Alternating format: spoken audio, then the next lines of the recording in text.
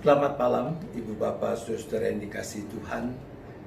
Kita kembali bersama-sama dihimpunkan di dalam syafaat malam. Kita masih akan belajar untuk menggali, memahami kebenaran firman Tuhan lewat cerita-cerita. Nah, cerita kita malam ini diawali dengan kedatangan seorang pria ke tempat periksa dokter. Dia mengeluh kepada dokter ini. Dia mengatakan, "Dok, tolong saya dok. Saya sudah beberapa malam ini saya tidak bisa tidur." Dokter bertanya, "Loh, memangnya kenapa? Apa yang Bapak pikirkan?" "Gak ada sih dok, saya gak mikirin apa-apa." "Kok bisa?" kata dokter. "Lalu apa yang sebenarnya terjadi? Apa yang Bapak rasakan?" Pria ini menjawab, "Begini dok, tiap malam itu ngantuk sih, saya sudah ngantuk sekali. Tapi tiap kali saya mulai memejamkan mata, di otak saya itu pating seliwer." "Apa yang pating seliwer?" kata dokter. "Itu dok, tikus." "Tikus?" kata dokternya. "Iya tikus dok, banyak tikusnya dok." "Memang tikus-tikus itu ngapain?" "Itu dok, tikus-tikus itu main sepak bola. Tiap malam gantian kesebelasan tikus, yang satu lawan kesebelasan tikus yang lain. Mereka bertanding sepak bola dok. Bagaimana saya bisa tidur?" "Oh, seperti itu," kata si dokter. "Ya sudah, kalau begitu saya akan kasih obat. Saya akan tuliskan resep. Nah, Bapak, dari tempat praktek saya ini, Bapak segera ke apotek untuk beli obatnya. Dan nanti malam Bapak minum satu. Oh, saya jamin, pasti Bapak bisa tidur nyenyak." "Baik, cukup ya begitu." Bapak yang jadi pasien ini belum beranjak. "Loh, ada apa lagi?" kata si dokter. Dengan agak tertunduk, bapak ini dia bilang seperti ini, "Dok, kalau obatnya saya minumnya besok saja gimana dok?" "Loh, kenapa mesti tunggu besok? Bapak kan sudah mengeluh beberapa malam ini tidak bisa tidur. Minum supaya Bapak bisa tidur malam ini juga." "Bukan begitu dok, cuma malam ini pas final sepak bola tikusnya." Ibu bapak saudara, ceritanya cuma sampai di situ sih. Kita tidak tahu juga siapa pemenang dari final sepak bola tikus itu. Tapi cerita itu buat saya mengajak kita untuk melihat sesuatu yang sangat mungkin terjadi dan memang kita lakukan juga. Bahwa di sana sini kita melakukan sesuatu yang sebenarnya kita tahu bahwa itu tidak benar. Di satu sisi sebetulnya kita juga merasa tidak nyaman karena hati nurani kita menggugat. Tapi di sisi yang lain, dalam kedagingan kita, ya kita memang sebenarnya menyukai entah itu kesenangan, kenikmatan dosa yang kita praktikan itu. Mulai dari katakanlah anak sekolah dengan urusan nyontek, mahasiswa dengan menjiplak karya orang lain, ketika kerja, korupsi waktu, uang, dan yang sebagainya. berlaku tidak setia di dalam relasi dengan pacar, dengan pasangan, dan yang seterusnya. Tahu harus berhenti dan mau juga sih, bukannya tidak mau untuk menghentikannya. Tapi godaan untuk melakukannya sekali lagi saja begitu besar. Seperti orang yang nawar untuk menunda minum obatnya sampai selesai final sepak bola tikus itu. Ibu bapak, saudara-saudara yang dikasihi Tuhan, Matius 26 ayat yang ke-41 mengatakan, "Berjaga-jagalah dan berdoalah supaya kamu jangan jatuh ke dalam pencobaan.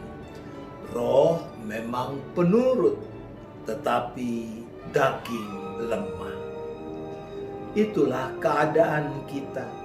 Roh memang penurut, tetapi daging lemah. Maka penting apa yang Yesus katakan.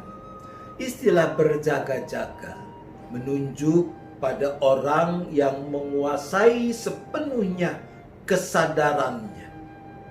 Berbeda dengan kondisi orang yang mabuk. Berjaga-jaga juga adalah gambaran prajurit yang siap sedia mengenakan segenap perlengkapan tempur, bahkan sekalipun pada saat tidur, supaya manakala serangan mendadak datang, tetap siap menghadapinya. Berdoa sesuai dengan konteks ayat ini dalam perikop pergumulan Yesus di Taman Getsemani, maka kita tahu maksudnya tidak lain adalah kesungguhan untuk terus bergumul menundukkan kehendak diri pada kehendak Tuhan. Hanya ketika kita mau tetap berjaga-jaga dan berdoa, maka kita akan dimampukan untuk menghalau godaan apapun. Amin. Mari kita berdoa. Bapa di sorga, kembali kami datang untuk bersyafaat. Berkenanlah Bapa mendengar seru doa kami dan mengabulkannya seturut kehendak-Mu. Pertama-tama kami bersyukur untuk minggu baru yang Tuhan anugerahkan dan kami boleh memasukinya dalam keadaan baik. Maka kami juga mohon berkat Tuhan sepanjang minggu ini, baik dalam bentuk kesehatan, kecukupan dalam penghidupan, kemampuan melakukan tugas tanggung jawab, tapi terutama keteguhan iman, pengharapan dan penyerahan yang tertuju hanya kepada-Mu. Untuk itu kami berdoa.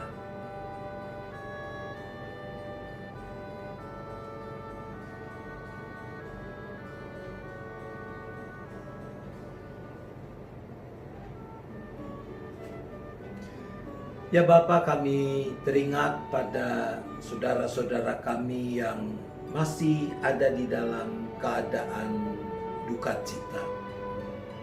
Pada keluarga Saudara Gunawan dan Ibu Dewi, pada keluarga Bapak Sunirman. Ya Tuhan, kami mohon Engkaulah yang boleh memberikan kekuatan, penghiburan yang mereka perlukan. Bagi mereka kami berdoa.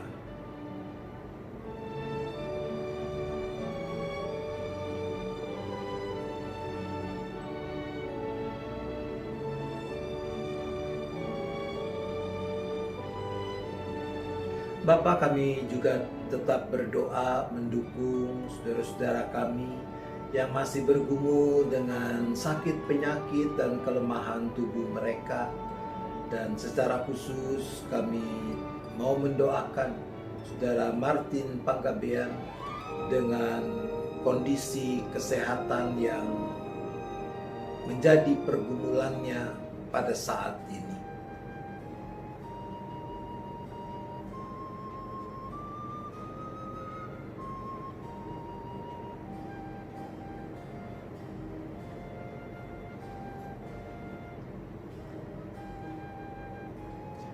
Ya Bapa, kami juga terus berdoa bagi mereka yang belum mendapatkan pekerjaan, bagi orang-orang yang belum bisa memulai lagi usaha bagi penghidupan mereka, orang-orang yang mengalami kesesakan secara finansial sebagai dampak dari pandemi yang terjadi.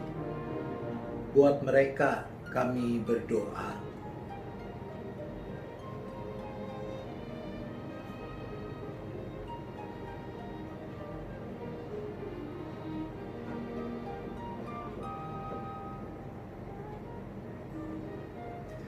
Ya Bapa, kami akan menjalani hari-hari kehidupan di minggu yang baru ini. Maka kami juga mohon agar kami diberi kekuatan dan kemauan untuk mengatakan tidak terhadap apapun godaan yang mencoba menyelewengkan fokus dan arah hidup yang Tuhan sudah tetapkan bagi kami selaku anak-anak-Mu.